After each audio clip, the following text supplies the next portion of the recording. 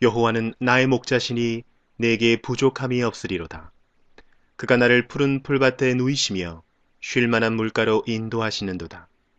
내 영혼을 소생시키시고 자기 이름을 위하여 의의 길로 인도하시는도다.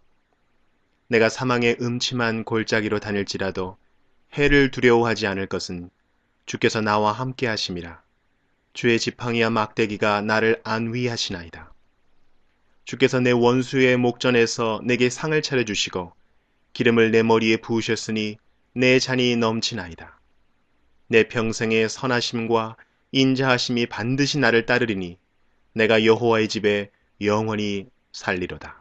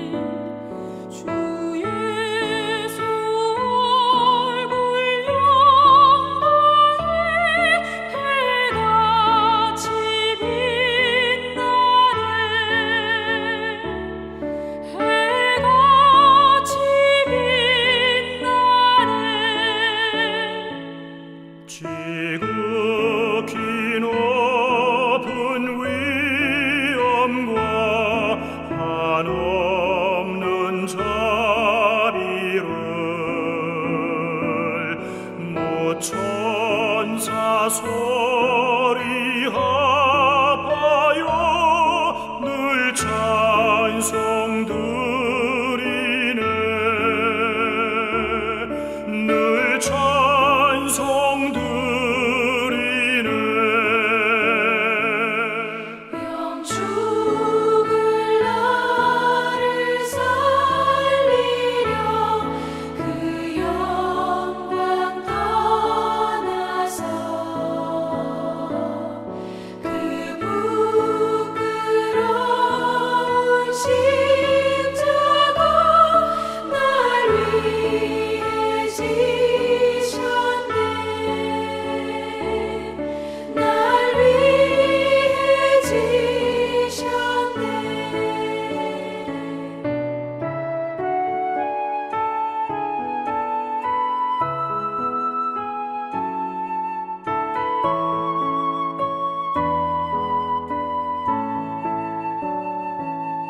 나 이제 생명이 있음은 주님의 은혜요 저 사망 권세 이기니 큰 기쁨 넘치네 큰 기쁨 넘치네 주님의 보좌 있는데 전한 몸 이루리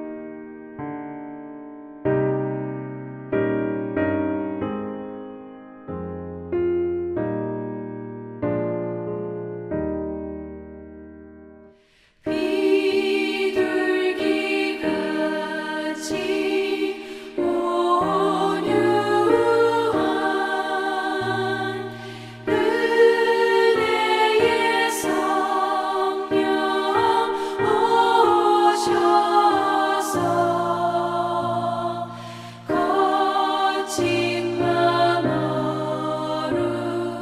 만지사 위로와 평화 주소서. 진리의 빛을 비추사 주의 길 바로 걸으며 주님을 옆에 모시고 경건히 살게 하소서.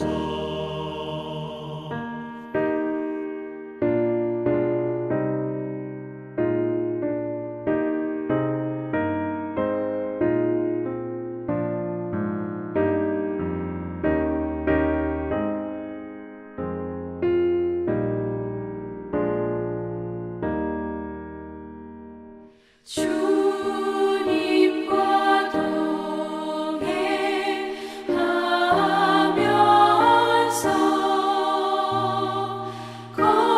거룩한 길로 행하며 진리의 예수 붙잡고 길지 않게 하소서. 연약한 나를 도우사 하나님 나라 이르러 주님의 품에 안기는 영원한 안식 주소서. 아멘.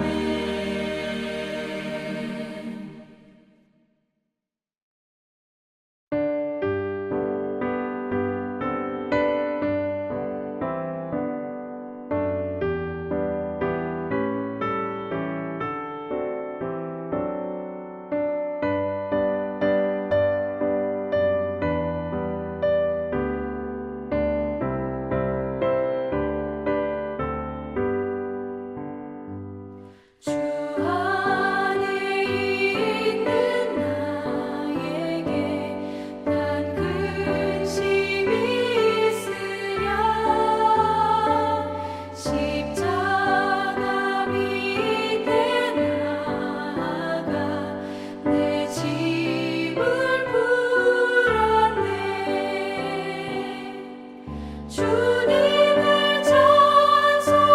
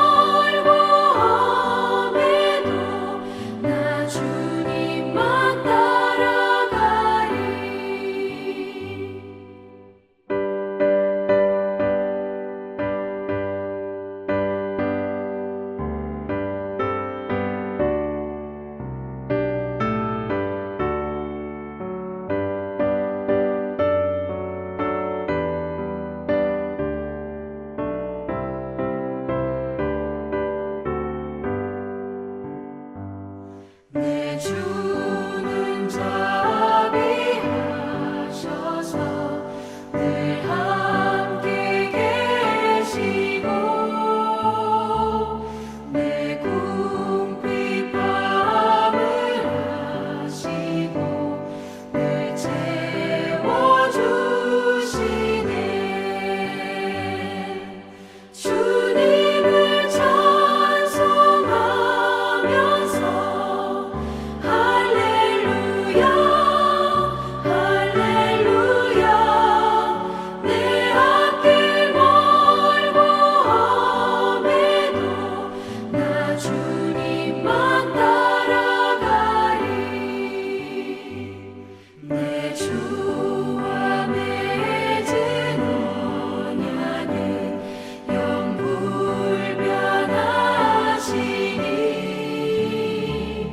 그 나라 가기까지는 늘 보호하시네. 주님을 찬송하면서 할렐루야 할렐루야 내 앞길 멀고 험해도 나 주님만 따라가리.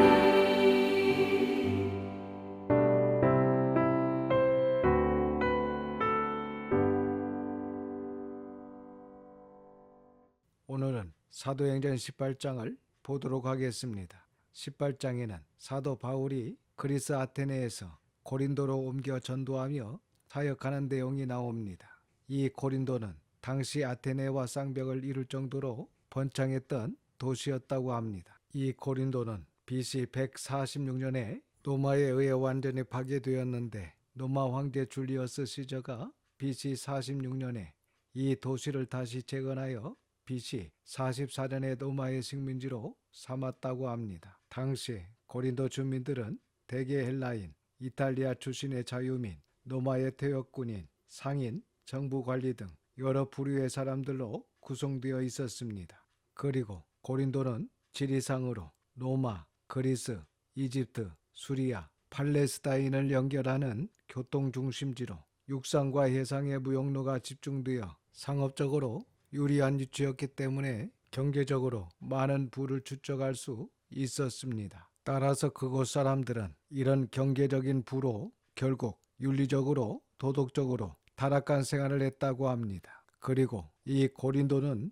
아테네와 마찬가지로 많은 이방 신전들이 있어 우상 숭배로 유명한 도시 중의 하나였습니다. 특히 아크로 고린도, 즉 고린도 도시의 산 정상에는 사랑의 여신이라고 하는 아프로디테 신전이 세워져 있었고 이곳에 1000명 정도의 여자 사제들이 살면서 종교적 의식으로 신전에서 매춘 행위를 하고 있었습니다. 그러니까 종교가 사람들을 성적으로 타락하게 하므로 이 도시가 성적으로 문란할 수밖에 없었던 것입니다. 바로 그곳에 바울이 가서 1년 반 정도 머물며 전도하게 됩니다. 그리고 여기서 고린도 교회를 개척하고 또한 데살로니가 전후서와 갈라디아서를 기록했습니다. 이제 사도행전 18장 1절부터 보도록 하겠습니다. 1절과 2절입니다. 그 후에 바울이 아덴을 떠나 고린도에 이르러 아굴라라 하는 본도에서 난 유대인 한 사람을 만나니 글라우디오가 모든 유대인을 명하여 로마에서 떠나라 한 거로 그가 그 아내 브리스길라와 함께 이달리아로부터 새로 온지라. 바울이 그들에게 감해 이 고린도에서 바울이 본도, 여기 본도는 소아시아, 즉 터키 중북부에 위치한 본투스를 말합니다. 그러니까 이 아굴라라는 사람은 본투스에서 태어난 디아스포라 유대인이었고 당시 로마에서 살고 있었습니다. 그러나 로마 4대 왕대인 글라우디오가 내린 로마에 살고 있는 유대인 추방령에 따라 그의 아내 브리스길라와 함께 로마에서 고린도로 왔던 것입니다. 그래서 바울이 고린도에서 아굴라와 그의 아내 브리스길라를 만나게 된 것입니다. 이 만남도 우리가 앞에서 본 바울과 디모데, 누가, 자주옥감 장사 누디아를 만남과 같이 정말 중요한 역사적인 만남이 됩니다. 이 부부에 관한 말씀은 바울 서신 여러 곳에서 찾아볼 수 있습니다. 특별히 로마서 16장 3절과 4절을 보면 너희는 그리스도 예수 안에서 나의 동역자들인 브리스가와 아굴라에게 문안하라. 그들은 내 목숨을 위하여 자기들의 목까지 내놓았나니 나뿐 아니라 이방인의 모든 교회도 그들에게 감사하느니라 라고 고백하고 있습니다. 이 바울의 고백에서 우리는 브리스길라와 아굴라가 어떻게 바울을 사랑하고 끝까지 동역했는지 알 수 있습니다. 그리고 신학자들은 이 부부가 바울을 만나기 전부터 이미 기독교 신앙을 가진 크리스찬이었다라고 주장하고 있습니다. 3절입니다. 생업이 같으므로 함께 살며 일을 하니 그 생업은 천막을 만드는 것이더라. 당시 브루스길라와 아굴라는 천막을 만드는 일을 했던 것 같습니다. 그리고 바울도 천막을 만드는 기술을 가지고 있었던 것으로 보입니다. 그래서 바울이 이 부부를 찾아가 함께 천막을 만드는 일을 하며 전도여비를 마련한 것으로 보입니다. 당시 이 천막은 왕족이나 귀족들의 고급 이동 별장이라고 합니다. 그러니까 이 브리스길라와 아굴라가 고급 이동 별장을 만드는 기술자였는데 바울도 같은 기술을 가지고 있었기 때문에 그들과 1년 반 정도 함께 살면서 일을 하며 전도하여 고린도 교회를 개척한 것입니다. 4절입니다. 안식일마다 바울이 회당에서 강론하고 유대인과 헬라인을 권면하니라. 이렇게 바울이 평일에는 천막 만든 일을 하고 안식일에는 유대인 회당으로 가서 유대인과 헬라인들에게 복음을 전했습니다. 5절입니다.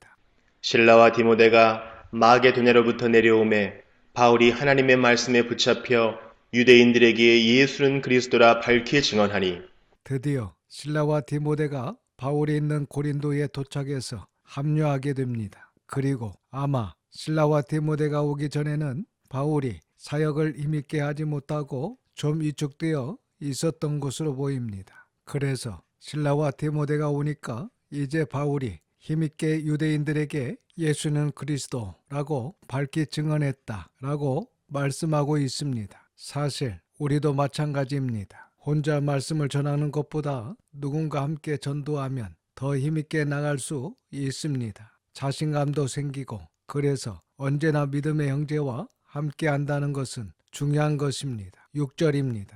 그들이 대적하여 비방하거늘 바울이 옷을 털면서 이르되 너희 피가 너희 머리로 돌아갈 것이요 나는 깨끗하니라. 이후에는 이방인에게로 가리라 하고 당시 유대인들이 예수님께서 그리스도 메시아 구세주이심을 믿지 않았을 뿐만 아니라 대적하고 비방했다는 것입니다. 그래서 바울이 그들에게 하나님의 심판을 경고함과 동시에 유대인들의 이러한 사악하고 완악한 행동으로 인하여 유대인들을 향한 복음 전파에서 방향을 바꿔 이방인들에게 복음을 전파하겠다라고 선포한 것입니다. 7절과 8절입니다. 거기서 옮겨 하나님을 경외하는 디도 유스도라 하는 사람의 집에 들어가니 그 집은 회당 옆이라. 또 회당장 그리스보가 온 집안과 더불어 주를 믿으며 수많은 고린도 사람도 듣고 믿어 세례를 받더라. 이렇게 해서 바울은 회당이 아닌 회당 옆에 있는 하나님을 경외하는 디도 유스도라는 사람의 집에서 말씀을 전하게 됩니다. 그리고 그 집에서 고린도 교회가 시작되었습니다. 또한 이때 회당장 그리스보와 그의 온 집안이 예수님을 믿게 되었을 뿐만 아니라 수많은 고린도 사람들이 하나님의 말씀을 듣고 믿어 세례를 받아 기독교인이 되었다라고 말씀하고 있습니다. 여기 고린도 사람은 헬라인과 로마인들로 추측하고 있습니다. 9절입니다. 밤에 주께서 환상 가운데 바울에게 말씀하시되 두려워하지 말며 침묵하지 말고 말하라. 이 말씀을 보면 왜 지금 고린도에서 사역하고 있는 바울에게 갑자기 두려워하지 말며 침묵하지 말고 말하라고 하셨는지 좀 의아심이 들 수 있습니다. 그래서 이 말씀은 우리가 고린도 전서를 보면 좀 이해하기가 쉽습니다. 고린도 전서 2장 3절을 보겠습니다. 내가 너희 가운데 거할 때에 약하고 두려워하고 심히 떨었노라 라고 말씀하고 있습니다. 그러니까 바울이 제2차 전도 여행 중 이 고린도에서 사역할 때의 심정을 밝히고 있는데 그렇다면 왜 이때 바울이 이렇게 두려워하고 떨었냐는 것입니다. 아마 그 이유는 앞에서 살펴봤듯이 이 그리스 아테네와 고린도가 당시 가장 번성했던 도시로 아테네 사람들은 헬라 철학의 화수를 이어받아서 모두가 말을 너무 잘한다는 것입니다. 그리고 이 고린도는 황구 도시였기 때문에 사람들이 굉장히 거칠고 목소리가 하나같이 크고 거기다가 사람들의 외모도 조각상같이 잘생기고 키도 크니까 바울이 많이 위축되었던 것 같습니다. 아시다시피 바울의 외모는 로마 문서에 따르면 일단 키가 작았고 머리는 대머리였고 다리는 안짱다리로 풍채는 왜소하고 눈썹은 붓었고 코는 매부리 코였지만 풍기는 인상은 은혜가 충만하였고 얼굴은 사람 같기도 하고 천사 같기도 했다라고 기록되어 있습니다. 그리고 바울의 시력은 좋지 않았고 또한 말도 잘 못하는, 그러니까 굉장한 실력자이고 문장력은 뛰어났지만 말은 조리있게 하지 못했다고 합니다. 거기다가 심각한 지병까지 앓고 있었습니다. 그래서 바울이 이 그리스 아테네와 고린도에 있을 때에 바울이 자신이 약하고 두려워하고 심히 떨었다라고 솔직히 그의 심정을 고백하고 있는 것입니다. 그러나 그렇게 두려워하여 떨고 있는 바울에게 주님께서 두려워 말고 침묵하지 말고 말하라고 말씀하셨습니다. 10절입니다. 내가 너와 함께 있음에 어떤 사람도 너를 대적하여 해롭게 할 자가 없을 것이니 이는 이 성중에 내 백성이 많음이라 하시더라. 이렇게 주님께서 친히 바울과 함께 계시며 그 누구도 바울을 대적하여 해롭게 할 자가 없을 것이다. 왜입니까? 그것은 바로 그 성중에 바울의 전도를 듣고 하나님께로 돌아올 하나님의 백성이 많기 때문입니다. 그래서 우리도 두려워하지 말고 침묵하지 말고 열심히 전도해야 합니다. 이 말씀처럼 우리 주변에도 우리 전도를 듣고 하나님께로 돌아올 자녀가 있기 때문입니다. 11절입니다. 1년 6개월을 머물며 그들 가운데서 하나님의 말씀을 가르치니라.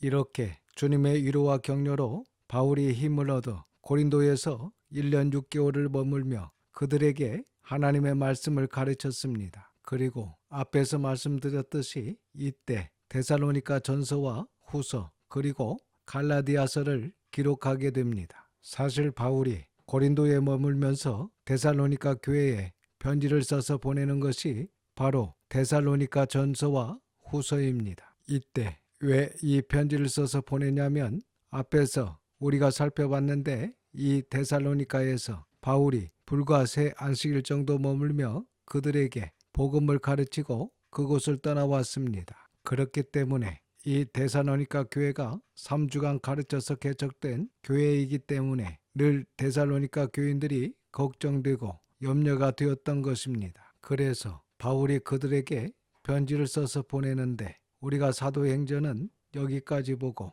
다음 시간부터 바울이 어떤 내용의 편지를 써서 보냈는지 데살로니가 전서와 후서를 먼저 보고 다시 사도행전 18장으로 돌아오도록 하겠습니다. 기도하겠습니다. 아버지 하나님, 하나님의 거룩하신 이름을 찬양합니다. 오늘도 귀한 말씀을 듣게 하시고 깨닫는 마음을 주셔서 감사를 드립니다. 위축되고 두려워하는 바울에게 두려워하지 말고 침묵하지 말고 말하라고 하신 주님, 저희들도 어떤 상황과 환경이라 할지라도 두려워하거나 떨지 말고 열심히 복음을 전할 수 있도록 담대함을 허락하여 주시옵소서. 그리하여 저희들의 전도로 택함받은 하나님의 자녀들이 다 주께로 돌아오는 귀한 역사가 있게 하여 주시옵소서. 이번 한 주간도 하나님의 선한 손의 도우심으로 승리하게 하심을 믿고 감사드리며 우리 구주 예수님의 이름으로 기도드립니다. 아멘. 지금은 우리 구주 예수 그리스도의 은혜와 아버지 하나님의 그 넓으신 사랑하심과 성령님의 감화감동 역사 충만 위로하심이 지금부터 영원까지 우리 모든 성도들과 자녀와 가정에 함께 하시기를 우리 구주 예수님의 이름으로 축원하옵나이다. 아멘.